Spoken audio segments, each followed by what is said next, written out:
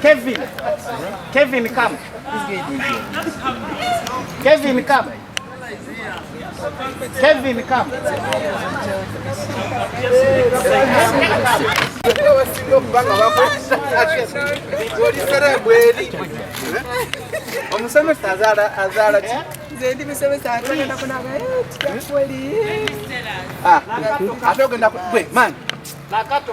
This man has been so consistent, eh? So great. How are you? Yes. And you look nice. How has been the holiday? Thank you so much. You have been so consistent. As you were the third in the country. How in the math contest? How? Was second or third. This is the bolt. You're on bolt. You're on bolt.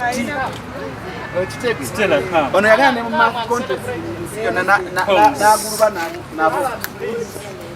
I had the good thing you have got your size. That one will carry you. I mean, I can't manage. I can't even carry him. Baba, I want to take a walk. So I don't take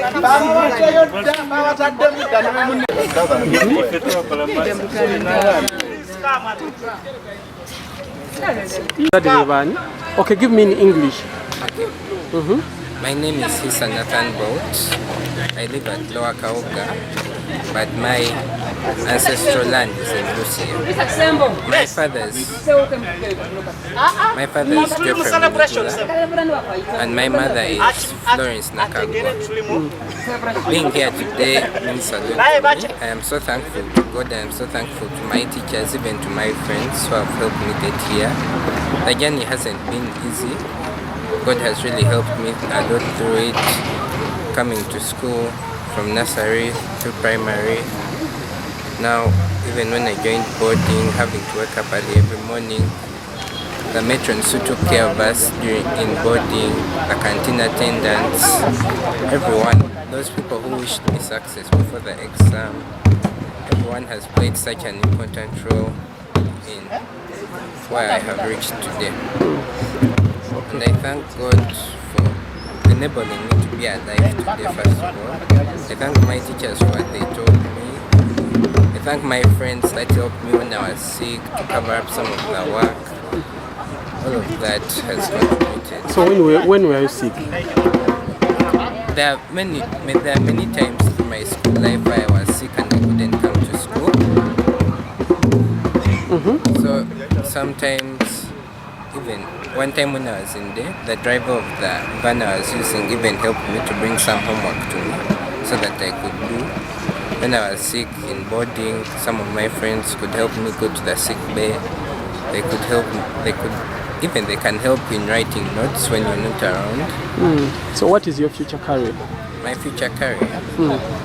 I've not decided the exact career yet, but I want to go into the field of engineering. Okay. Mu Luganda. Hey.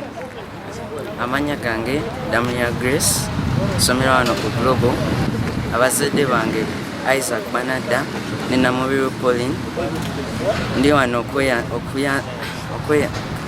I'm here to thank God mfunye buna wano ku Global.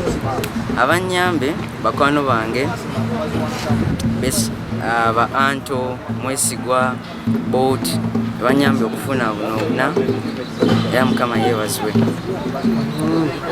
Okay. Career. What do you want to be when you grow up? I want to be an entrepreneur in Uganda. And why, by the way? I want to become an entrepreneur because entrepreneurs are job creators. They earn the most money in the world and are very beneficial to this world. For example, Bill Gates, Mark Zuckerberg, who created Facebook, Elon Musk, very important people in this world. People who created penicillin, people who created medicines, people who created things that we use in our everyday lives. They are all entrepreneurs, and I want to become one too, so I can help the world in this world.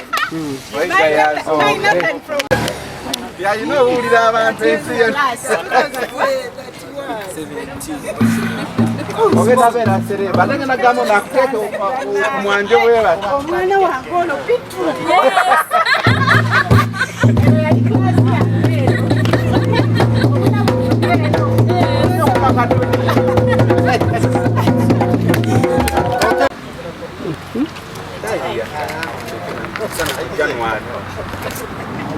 January, but natanga kumande n'abantu.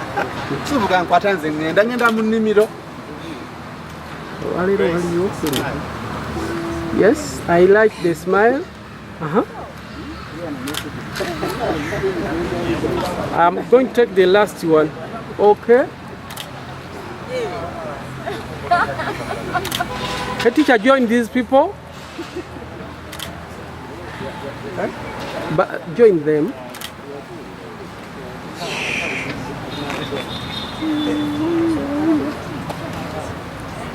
Kale, join them to finish. Hello. Let me also take the picture.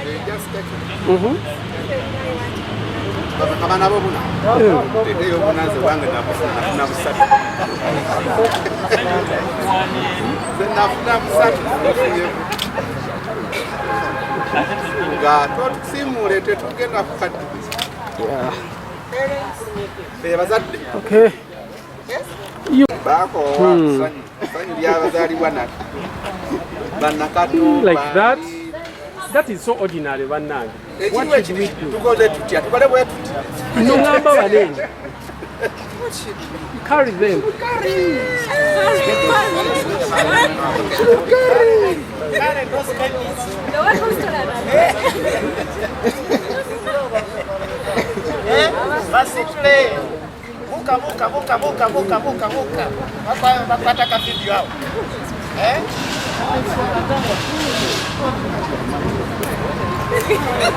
Okay, madam, leka tukubeyo kino. Okay, tugende basa amanya. Amanya zeo mulongo kato Anthony Sentongo mukulu w'essomero Global Junior School Mukono. Njagala okuyoza abasomesa bonna mu ggwanga. Tubadde mu kusomozebwa okunene nnyo okusobola okulaba nga tuyamba abaana baffe okubateekateeka okuba nga bakola ebibuuzo bino ebya PLE. Kya mukisa mulungi Mukama abadde ku sayidi yaffe. Olutalo tugezezzaako oddulwanira tululwanye bulungi. Twebaza abazaire tuyozaayoza abaana bonna mu ggwanga abatudde ekibiina ekyomusanvu okusobola okuba nga bakozewe batyo okusinziira ku Mr. Odong. Twebaza abasomesa bonna abakoze kyonna kibasobozesezza okuba nga bayamba abaana bano.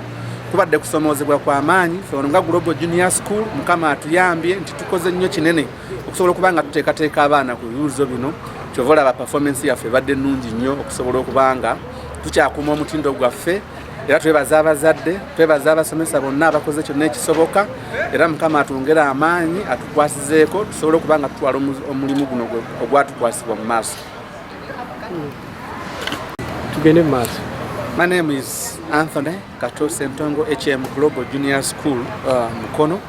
We want to thank God. It has not been an easy route to prepare these kids for candidates amidst the pandemic of COVID-19. But we thank God we have been enabled through the hard work and the commitment of both parents and teachers. We want to congratulate all the parents and the teachers countrywide for this performance our kids have exhibited. As per the reports from UNEP, we expect and we have seen many schools performing on very well, and in particular Global Junior School, it has helped us to keep our standard as we have been always doing. There is not much difference between the way we have been performing previously and this period of COVID-19. I want to thank and special thanks our teachers, the parents who have put in so much to make sure that we achieve success that we have achieved today. Okay, yes, how have you performed? Our kids have performed very well. We have got 222 first grades, and we have got our two kids, that is Nathan Isabolt and Damolida Grace, scoring 4 aggregates, which has not been so easy, but we thank God for that performance generally. Abaana baffe bakoledde ddala bulungi. Tubadde ne first grades abayitidde mu ddala erisooka babadde abaana 222.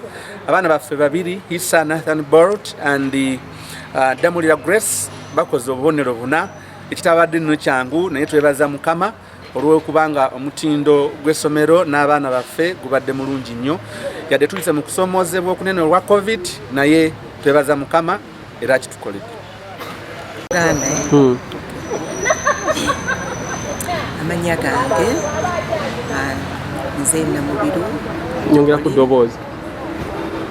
Amanya gange nze Namubiru Pauline Swa, ndi musomesa Gayaza High School. Nira bulungi okubeera nti omwana wange afunye aggregate 4 oba afunye 4 mu kusoma kwe. Omwana ono Damulira Grace gye tuvudde yonna azenga akola bulungi. Kituzaamu amaanyi twakirindirira naye era Mukama tumwebaza nti akitukoledde okufuna obuna. Ndi mukyala musomesa. Bw'obeera omusomesa omwana wo n'ayita afuna obubonero bw'owulira nga naawe obwagala osanyuka era nsanyukirako afunye obuna mukwano gwe Nassan Bolt era n'abalala bonna abafunye obutaano. Twebaza omugwi w'essomero okubeera nti abadde naffe twatandika n'essomero lino mu 2005 nga litandika era tuli ba pioneer parents ne award twagifuna tweyanza nnyo tweyanze. Yes, Luganda, English? Any. Okay, give me Luganda. Amanya okoze otya biki? Amanya gange Nsabagabo Daniel Francis. Yani musanyufu nnyo kubanga afunye butaano. Yani nebaza Katonda yanyambye okutuka kuno obutaano. Yani baza n'abazadde bange kunsusulira school fees nga nsoma buli lunaku. Yani naza n'abasomesa bange bonna abansomesezza. Banyambye n'otuka kuno obuwanguzi. Yani aza buli omu ambeedde mu kusoma kwange. Naza n'emikono gyange gibadde ginyambanga mu kusoma. Na buli omu anyambye akwatana ku kusoma kwange. Tunaba nnyo omukisa. Ofunye bumeka? Funye butaano. Come on, listen. Okay. Come. Anikorat, come. Please.